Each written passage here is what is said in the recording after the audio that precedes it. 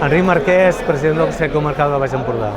El que necessitem és una petició clara i després veure exactament de què es tracta i des del món empresarial, si realment hi ha aquesta necessitat, que en aquest cas ja ho portaríeu vosaltres, i després veure de quina manera podem tirar endavant, o amb un certificat bàsicament de capacitació per a les persones que es puguin incloure en aquestes ofertes de feina, o demanant al departament a través de FP Baix Empordà o directament que es pugui impulsar un cicle formatiu d'aquestes característiques en qualsevol dels instituts de la comarca. Treballem en xarxa, vull dir que al final si us feu una volta pels estants ho veureu.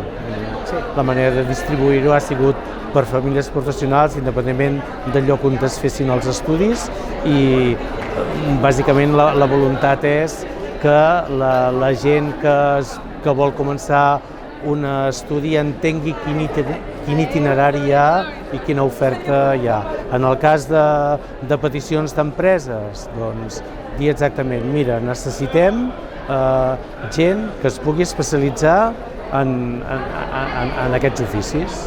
i hem de mirar de tirar-ho endavant. Al final es tracta de veure les necessitats que hi ha a nivell empresarial i nosaltres hem de mirar de donar-hi cobertura amb tot el que sigui el tema de formació de les persones que s'haurien de dedicar a aquests oficis.